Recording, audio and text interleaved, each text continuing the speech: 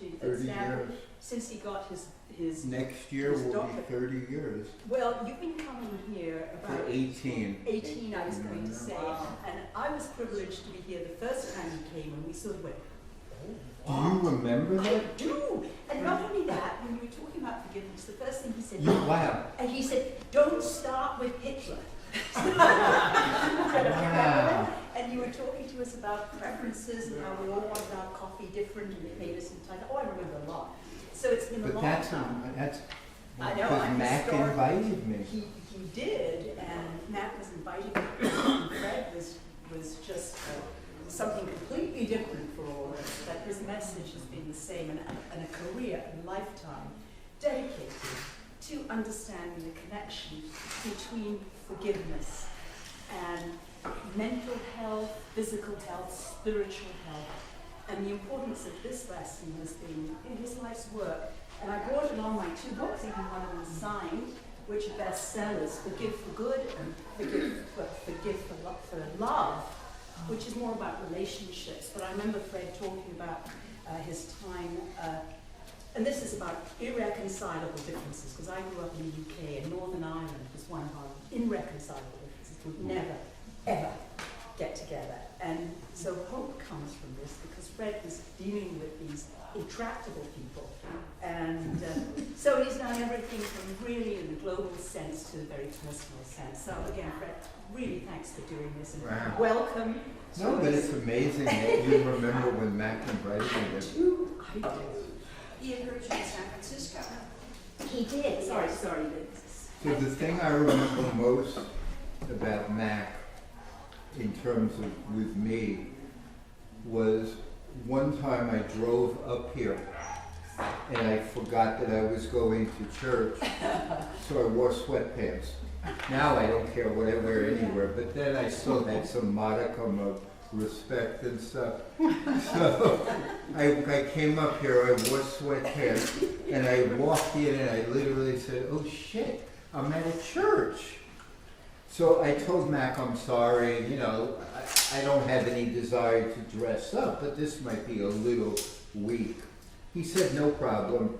The next time I came, he greeted me in sweatpants. And Fred hadn't dressed up. But isn't that, You didn't dress up. there is something so profound about that, Yeah. you know, that kind of decency. Anyway,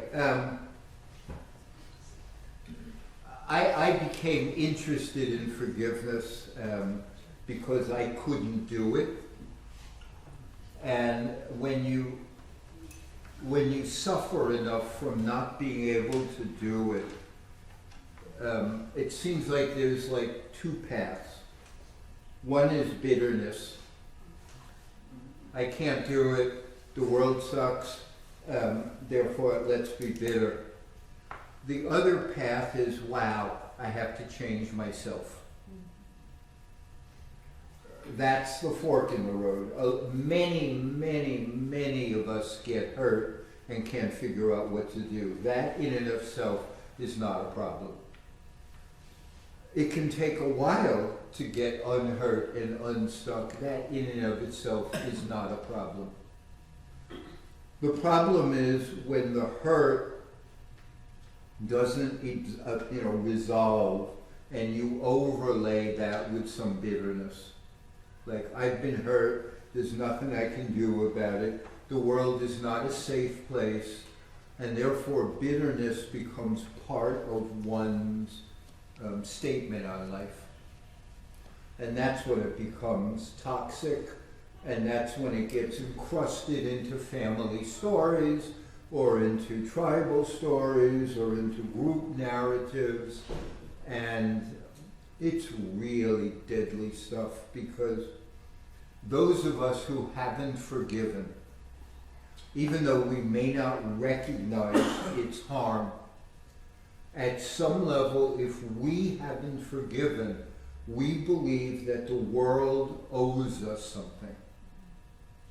Because, and I'll put this as bluntly as I can, if you feel that the world has been fair to you throughout your life, you will let go. So if somebody is really nasty to you, but you remember, well, my parents took care of me when I was helpless. And they had an education system that taught me stuff. And there's people all around making food and like buying stuff, so I just have to walk in to the supermarket and hand them a card. If you pay attention to your life's blessings, you will want a stasis. You will want a level playing field. Those of us who are gratitude challenged, so to speak, or unable to find enough good, those are the ones who hold on. Because you're not actually doing a check of whether a person or thing should be forgiven. You're doing an entire life algorithm of whether you've gotten enough to be gracious. That's an ugly truth that people do not want to hear. And that is it's why when people don't forgive, there's something like not off, but they have a tendency to want to pay it forward. Like they export their nastiness in small ways. And they use it, and this is the real danger, they use it to excuse their bad behavior. That's the damage that unforgiveness does to this world. It's okay if I mistreat you because you mistreated me. And we hold that always in those of us who have not forgiven. It gives us an excuse to be unkind. So I remember when I was starting in this stuff, and I saw couples, I saw all sorts of people, but I saw couples, and like, I have to tell you, the modest number of times I've done couples therapy, it's astonishing to me how hostile people can be in front of a stranger. I have to tell you, there was something so bizarre. You get two people to sit in a room. Somewhere along the way, they pledged to do their absolute best with somebody.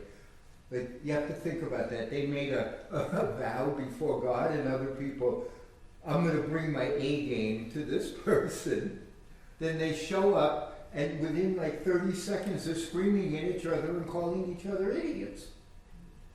So there's something about a grievance that shuts down a part of the brain that serves a regulatory function in your mind. It stops calming you and stops giving you balance. Once you've decided that blame is the answer, not me reforming myself. That's the junction. Blame is the answer. It's their fault. I'm not entirely responsible for what happened to me. Or, wait a second. I've been struggling with dealing with my ex now for 10 years. That's enough. 10 years. I tried, I failed. So let me figure out something else. Those are the alternatives in terms of whether you hold on or you let go. The problem either resolves in our making of it or what was done to us. Those don't blend very easily. So it's either we have failed to solve one of life's issues confronting us, or life has failed in terms of protecting us and giving me what I want. I've done this for too long to see it anything but, not harshly, but without bullshit. Because people come to me all over the place, and say, wow, you wouldn't believe what this person did, or this group did, and I'd say, of course I believe it. I've been listening to this stuff for 30 years. Do you think you have something new? Do you think that your perception is unique? Do you really think that this little drama that's rattling around in your head is like novel to the human experience. I mean, get a grip. But they have this sense of a kind of entitlement that because I was mistreated and I can't resolve that in my own heart, it's okay now for me to misbehave. That's the essential bad deal we make with grievance. It's okay for me to misbehave. So, if you have a marriage where somebody did something wrong 5 years ago, and you haven't forgiven it, then 5 years later you feel okay bringing it up. When I was doing couples therapy, I would remind people, well, wait a second, that was 5 years ago. Like, isn't there a statute of limitations? Like, what about the 4 years since when they've been pleasant to you? Does that not count? I mean, I've always been disregarding of the BS that people put to defend their bad behavior. And in fact, that is the essence of the Forgiveness Project. It's not about the offense, it's about how we respond to the offense. Do we respond with graciousness? Do we have enough gratitude so that we can hold the unkindness? Or after a while, do we take responsibility for our failed coping? It's so much simpler then if you try to take responsibility for your failed coping. Probably the smartest thing that I've ever heard in terms of psychology is what Dr. Phil used to say when he would ask people, how's that working for you? I'm going to say that is the single most potent mental health intervention that I have ever heard. So somebody comes to me and says, I'm still mad at my mom, or my boyfriend, or my boss, or my ex, or this. And if it's been 2 years, the most intelligent thing is to say, well, how's it working for you still being mad? How's it working for you? Give you peace? You happy about it? You free? You're enjoying your life? No. But we don't ask ourselves that question. How's it working for me? One of the things that we did as a research team was anchor our whole work on that. Like, not that, like, we've gone through whole projects where we never ask people to tell us what they're upset about, because we don't care. We've never asked groups. I mean, maybe that's too strong. We might have 5 minutes at the beginning for people to talk about what brought them there, and that's it. Then the rest of it is, well, how are you coping? And who holds the problem? And what do you need to do to be able to dig yourself out of a pit of suffering?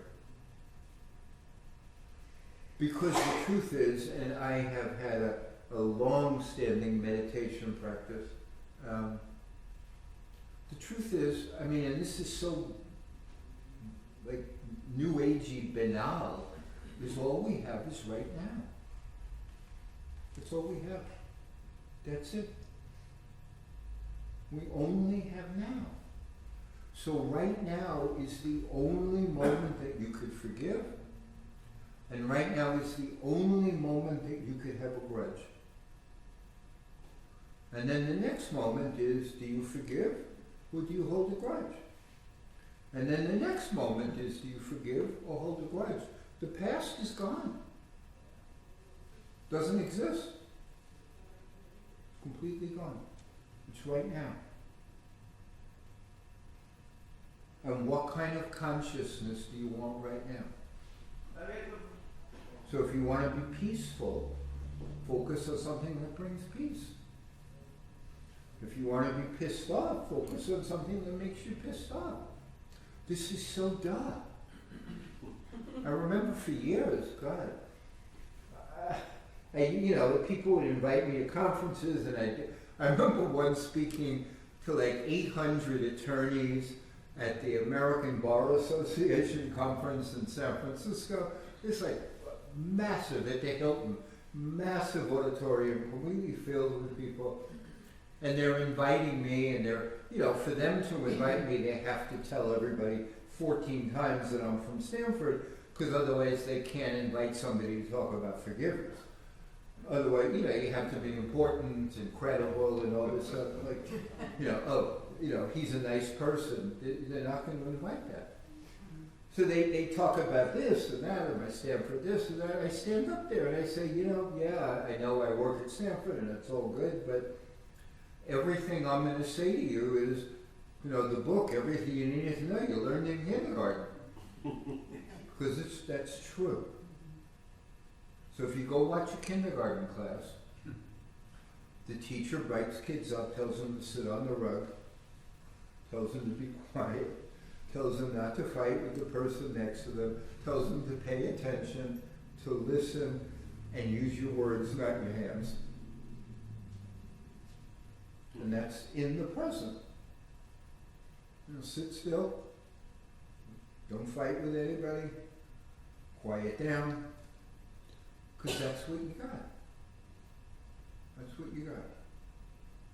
And if you do that, if you quiet down in the moment, and you practice that, then for brief glimpses you see how you make yourself unhappy. If you're brave enough to do that, you see how you make yourself unhappy.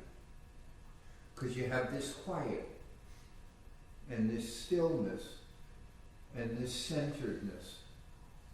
And then you watch the thought come in that says, wait, all's fine now, but remember what that shithead did. And all of a sudden, you've made yourself unhappy. Even though the tendency is to blame them. When you quiet down for a moment, you see they're not doing anything to you. Nothing in the past is doing anything to you. It's right now. It doesn't mean you can cure all of life through meditation. You can't.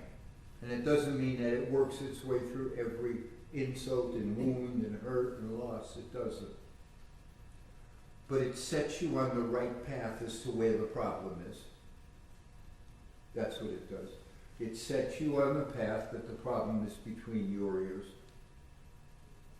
And you can do something about what's between your ears. You can do a lot less about 1997. And again, this is so simple. It's so unbearably simple. But we're not quiet enough. We're not quiet enough to recognize the simplicity of it. We tend not to center enough and just sit with ourselves and go, wow, okay, where does disturbance come from? Where does it arise from? And it doesn't mean you have to meditate for 8 hours. It means you have to sit still for 5 minutes and then you watch. Okay, here comes Crazy Fred again. Because that's what it is, it's Crazy Fred. And Crazy Fred makes you crazy. And Nice Fred makes you okay. And you watch. And then, if you're smart, you start trying to cultivate Nice Fred rather than Crazy Fred. You start doing things that make Nice Fred show up more than Crazy Fred show up. And you do. And that's how you forgive. You practice Nice Fred, not Crazy Fred. So Crazy Fred wants problems everywhere and wants to be a victim. Nice Fred is like, well, yeah, I know it hurt then and it probably was pretty bad what they did, and it's 4 years later. What do you want to do? Ruin the rest of your life? But that's all here. So again, identifying where the problem exists is the most important step. Is it out there? Not much. Is it in the past? Never. What do I have to do now? So, I have a friend whose girlfriend's daughter made a very minor suicide attempt about a month ago. It was an attention-grabbing attempt, but it was an attempt. She drank some laundry detergent. That's not going to kill anybody, but it's a sign. And because these are relatively healthy people, her husband or her ex-husband was stoned all the time. He smoked pot like all the time, and the kid was uncomfortable. But this galvanized her to try to get custody away from him, and it galvanized my friend. He put the kid immediately into a 10-week, pretty intensive mental health program at the local hospital. So it doesn't mean you don't do things.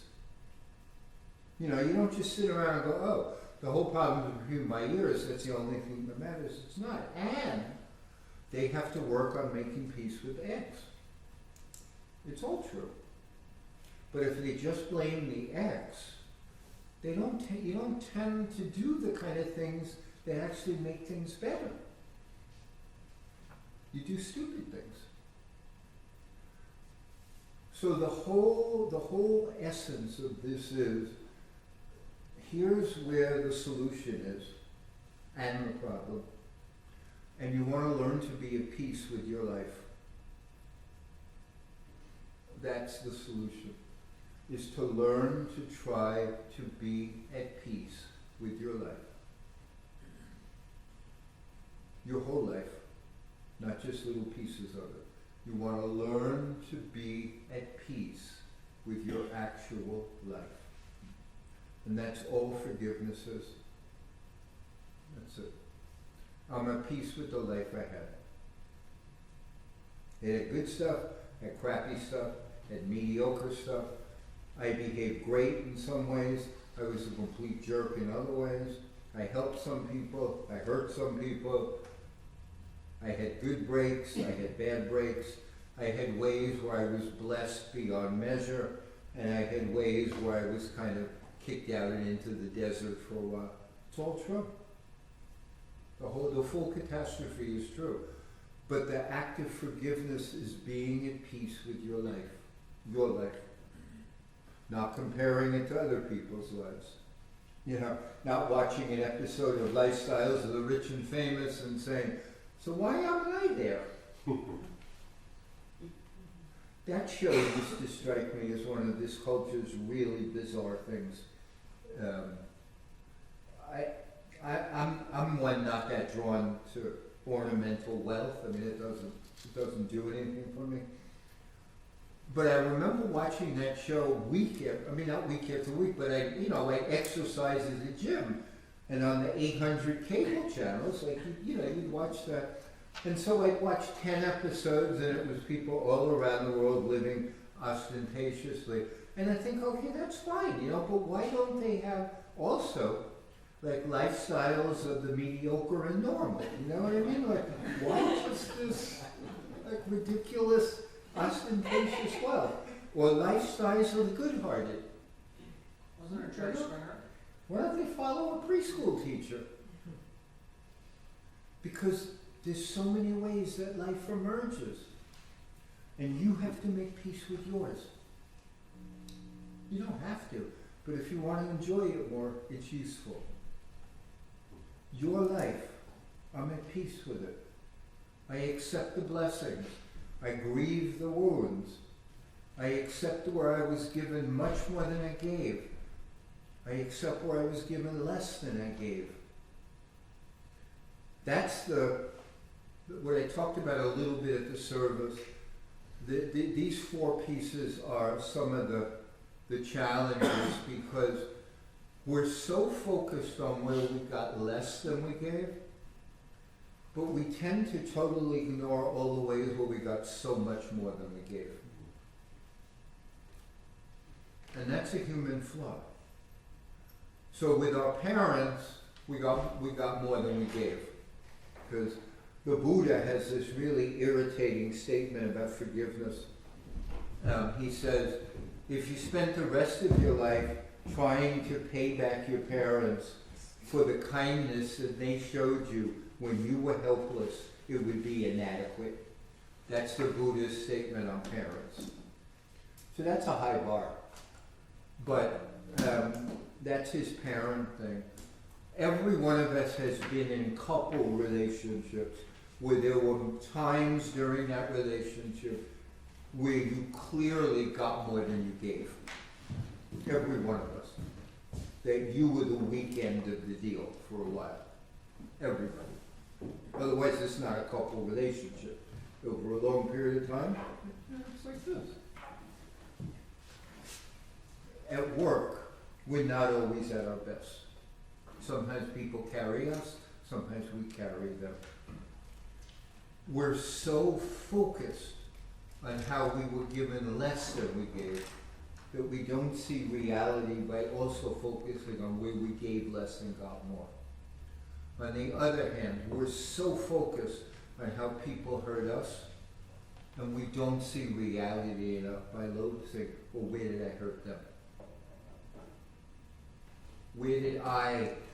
Where was I in error?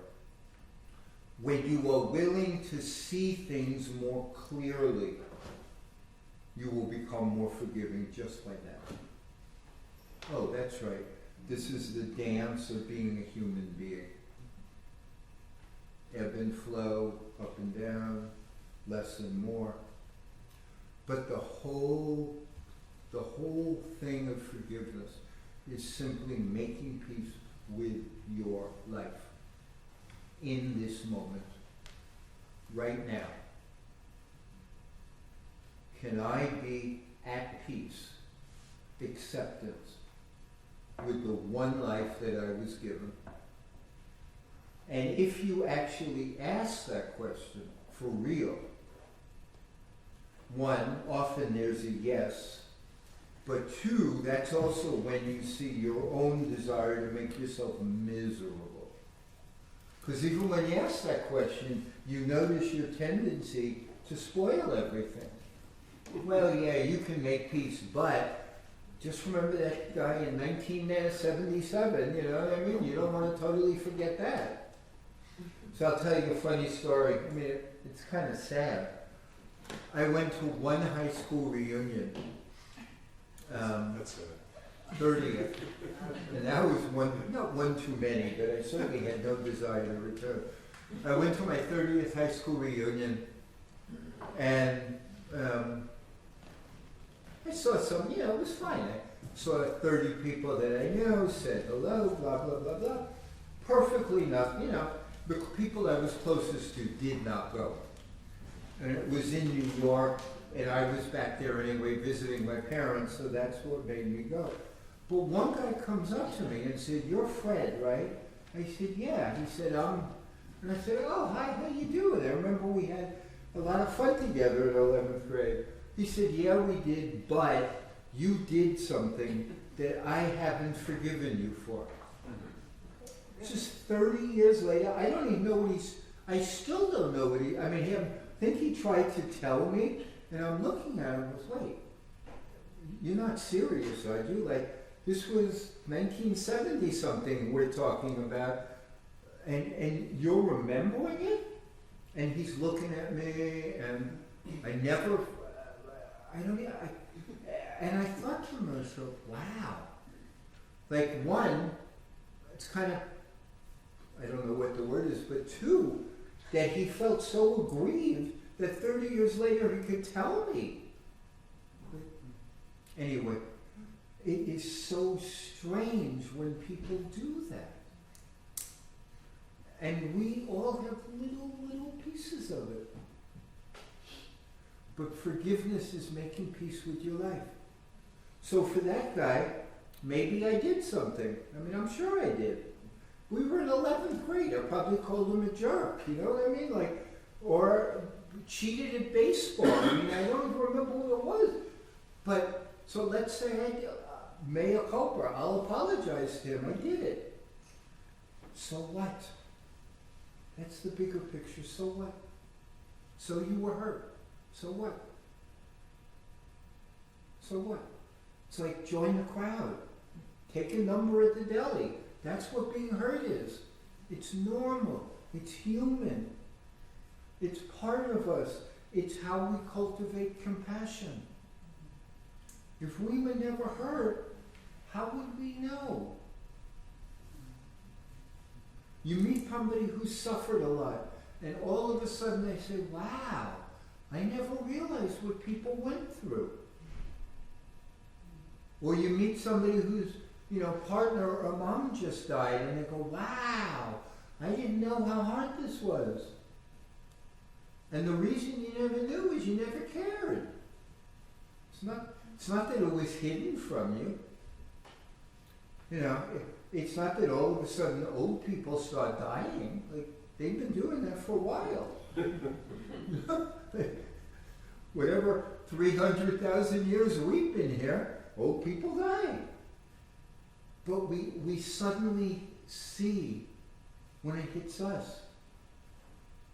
And all of a sudden we notice all the other suffering. And it's normal. But that's how you forgive. You allow yourself to be in life as it is, with the suffering, with the beauty. You allow yourself to be in it. The Zorba, the Greek, full catastrophe. That's what it is. It's the full catastrophe. And as long as we spend all of our time trying to make it wrong whenever hurt comes to us, but it's okay that it comes everywhere else, we're not going to be empathic. And we're going to end up hurting people with our lack of empathy and our lack of compassion. So we have to be hurt. Otherwise we remain kind of insulated. But the whole package, the full catastrophe is I'm part of a human experience that has blessing and curse, gifts and debits. And my choice is to accept it as it is.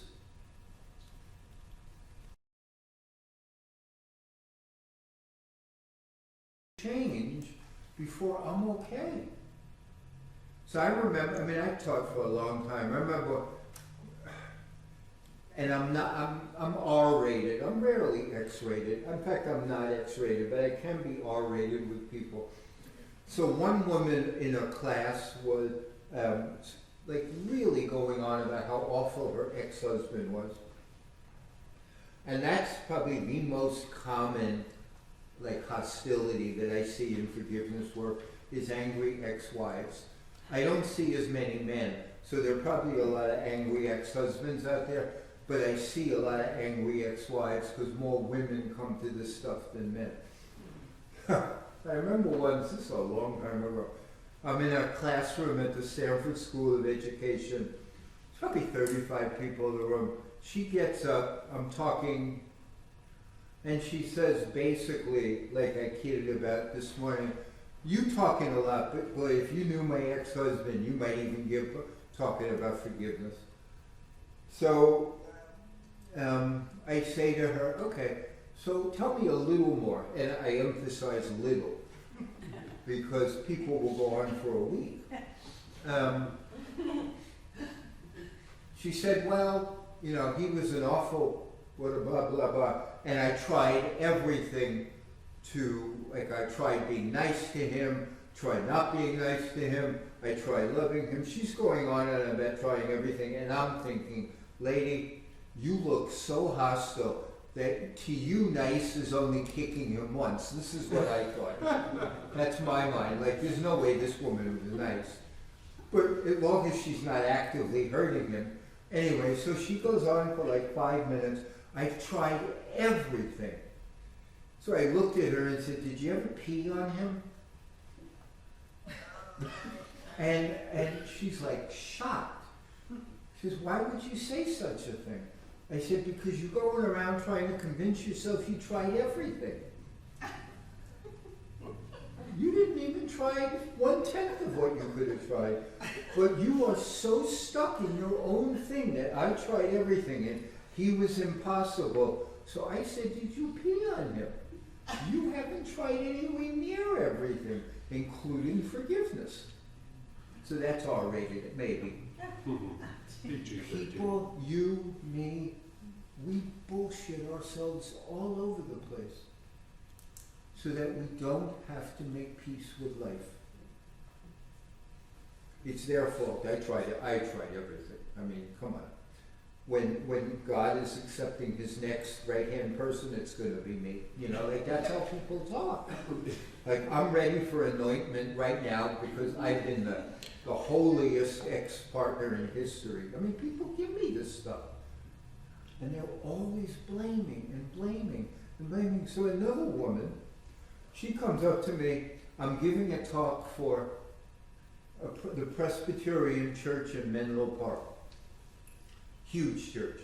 And they have like Divorce Tuesday. No, they do. They have, because Santa Clara Valley has the highest number of non-intact families in the United States. It has the highest divorce, at least it did a decade or so ago. The most unstable thing. And so every Tuesday they have like divorce support night. The place is huge and it was packed. There's probably 300 people there. I mean, that's not that many in the Bay Area, but it's still a healthy amount. So there's like 300 people there, and I come in and I talk about forgiveness. And then, of course, there's 30 people lined up to tell me why their case is unique. That's the way it is. Like, oh yeah, of course. The woman whose husband killed her kid, of course she can forgive. But you haven't heard my story. That's how people are. My story is the bad one. So some woman comes up to me and says, I had such an awful marriage. And I know that's not true.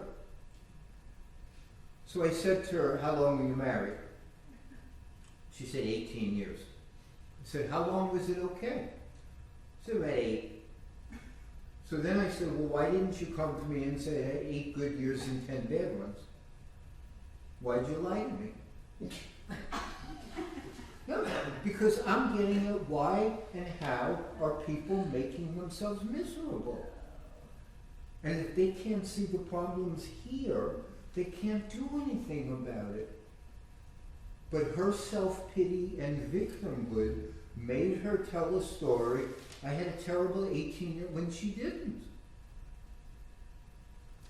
She had a good 8 years, and then they made the mistake on a shaky marriage to have a 3rd child. And the marriage couldn't hold the 3rd child. So then she made another, this time really stupid decision to have a 4th child. And so I asked her, why, when the 3rd child didn't work, did you have a 4th child? And she said, I don't know, I never really thought about it. I said, basically, but you're blaming your husband for having this bad marriage. This is how we do it. We lie to ourselves. We're not honest about our parts. We're not honest about our own bad behavior, and we're not honest about our own bad coping, and we're flat out not grateful enough. So in that mix, we don't have a clear perspective on what happens, and we choose victimhood. We choose, it's their fault. I had a bad marriage, not. This is what I left her with. I said, you know, you'd probably be a lot happier if you said, for about 8 years, I had a nice marriage, and then we made a mistake of having more kids. And the marriage wasn't strong enough for that. And we weren't well suited enough to have 4 kids together, and so it turned into a real mess. But for 8 years it was good, and then we screwed up. I said, you'd be happier selling yourself that. And that's also a lot closer to the truth. And so ultimately, what forgiveness is telling the truth about your life with acceptance. The truth. I made mistakes. They made mistakes. Things happened. Things didn't work out the way I hoped. I'm not in control of everything. I don't want happiness enough. I'm not peaceful enough inside. I need to learn. These are all truths. But we don't tell the truth. We look for things that are not our responsibility to focus on, to avoid taking responsibility for how we have handled our life. And it's really, really, really hard to get out of that piece. But if you recognize that sitting here in this church, when you walk out those doors, you have some ability to re-story your life. You do. You have some ability to open those doors and tell a different story. And that story can be one of forgiveness if you want it to be. If you choose not to tell a different story and tell the same story, that is your decision. And it's a perfectly okay decision. Just don't blame anybody because you made that decision. Accept the responsibility for making the decision of how it is you want to talk about your life. You can, I don't know, maybe 3 months ago, excuse me, I met the person who co-authored 3 books with the Dalai Lama, including The Art of Happiness. And I really like him. He's about my age, and he's no longer working with the Dalai Lama, but he wrote The Art of Happiness, which was a really successful, well-known book.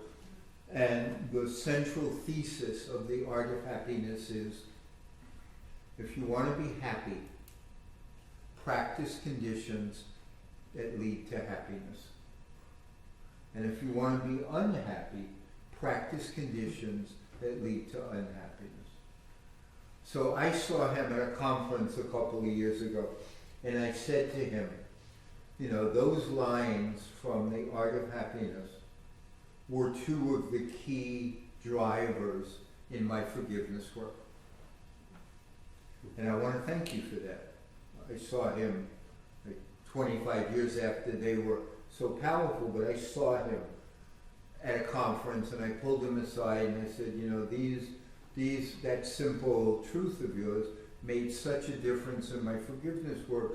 It helped me conceptualize why unforgiveness is a bad choice, because you're practicing the conditions that lead to unhappiness.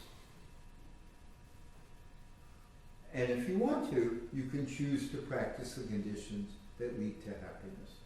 So I framed forgiveness as one of the choices and practices that led to happiness.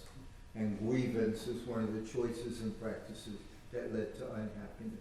That was a cornerstone, simple insight that helped my work flourish. So I told him all that.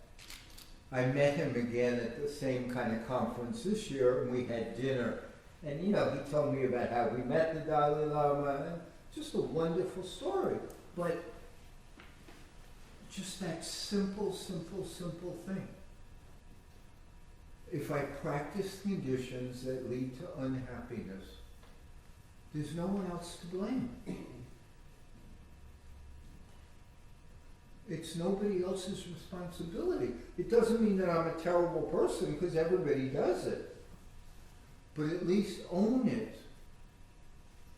That's all. So that you can do something about it. For us, and for like the world, the best definition that I've ever heard is forgiveness is giving up all hope for a better past. And that has to be the best thing that I have ever heard on forgiveness. Forgiveness is giving up all hope for a better past, which means right here, right now. Your life is as good as it's going to get. It's the only one you have.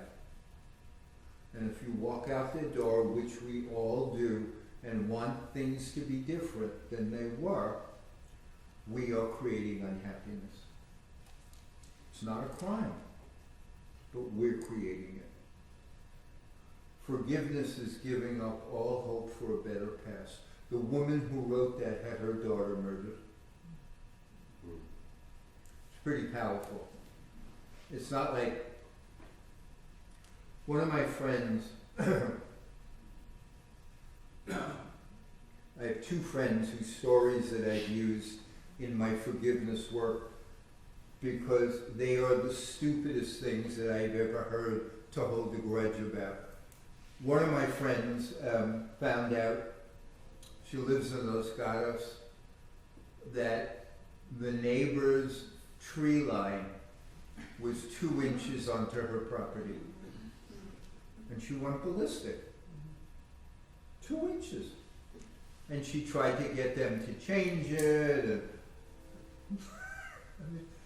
And she has more than, we're not talking about a 800 square foot apartment where 2 inches may mean something. We're talking about a nice house with a yard. But she went on the rampage to get that 2 inches back. And she couldn't forgive them for building a property 2 inches or whatever. And I looked at that and I thought, wow, people can go crazy over nothing.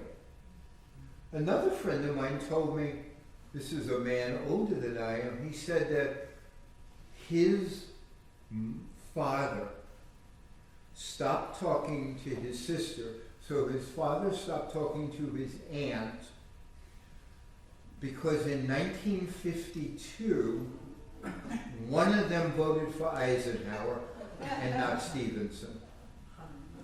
I swear to God. And that the family fractured because of that.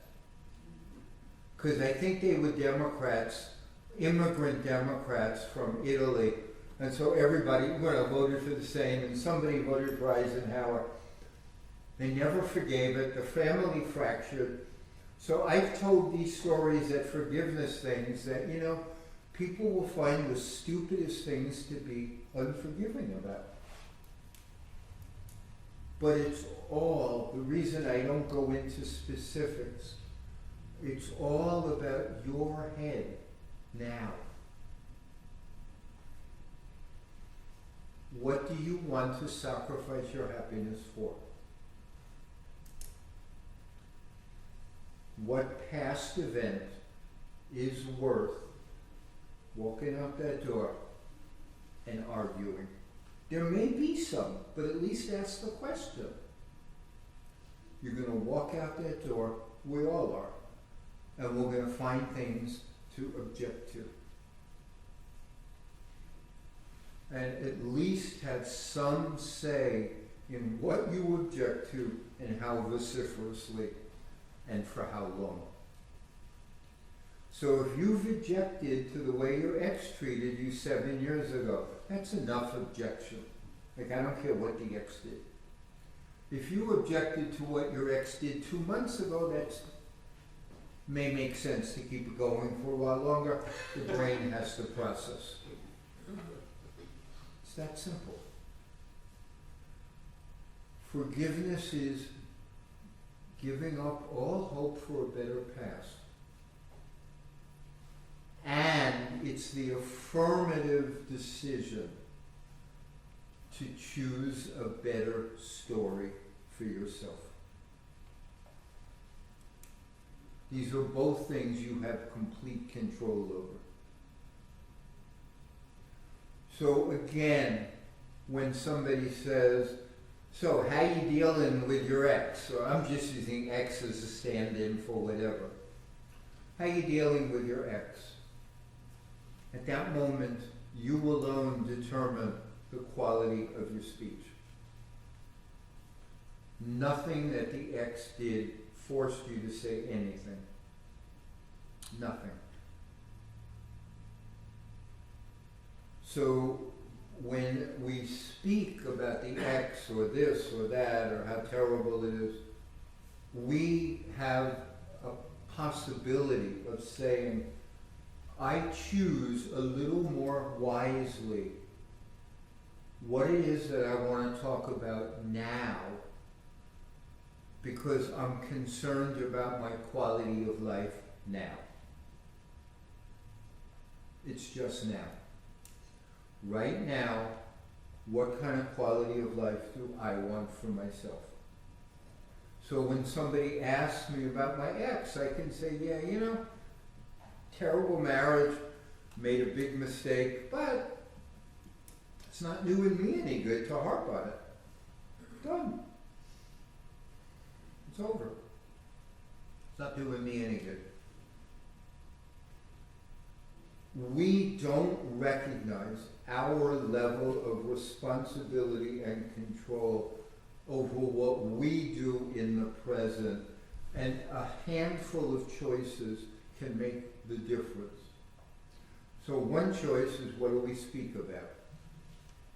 Two, what do we pay attention to? Do we notice beauty and kindness, or do we notice other stuff? And three, how present are we? So do I walk out the door and give myself even a chance to ask the question, or am I multitasking already? You know, looking at my phone, telling myself I have to go to, Whole Foods, thinking about the dinner I have to cook tonight. If we're already multitasking, then we can't ask the right questions of our mind. So, ask good questions, pay attention to beauty, and be in the present. Anyway, I'm going to stop my thing. I got to get out of here at 1. I'm going to finish with a meditation practice. Please close your eyes.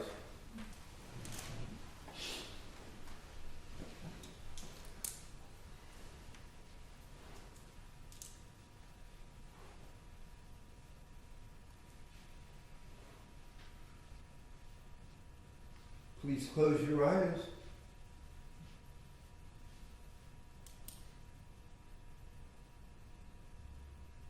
Relax your belly.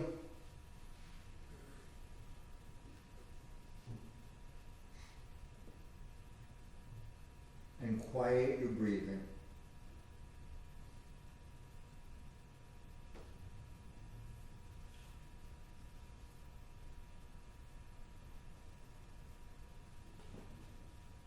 Close your eyes, relax your belly, and please quiet your breathing.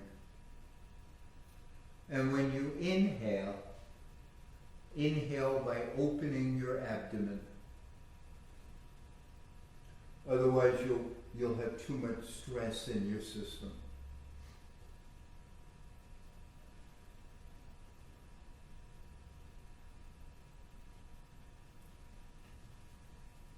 Too much stress in your system. Relax your breathing. Relax your abdomen. And allow your abdomen to open when you inhale.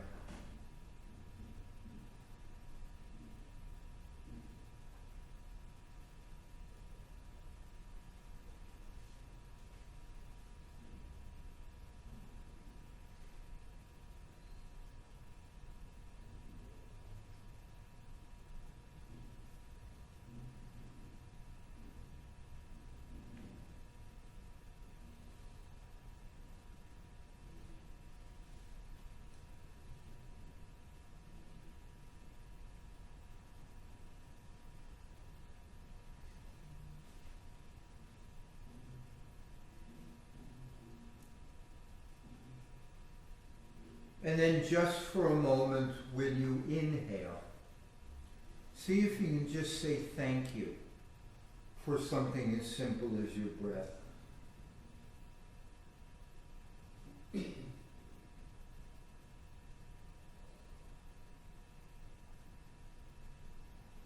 Say thank you when you inhale. And when you exhale, just let it go. And when you inhale again, just say thank you. And when you exhale, let it go. But thank you for when you inhale. A thank you. It doesn't have to be for anything in particular. Just thank you.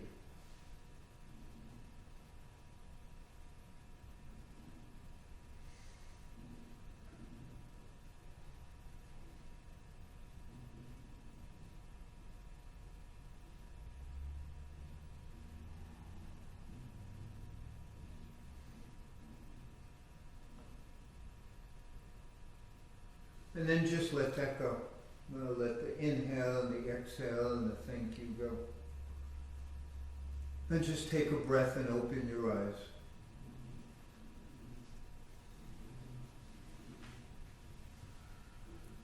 So from the very beginning, when we would teach forgiveness, we taught really simple practices like this because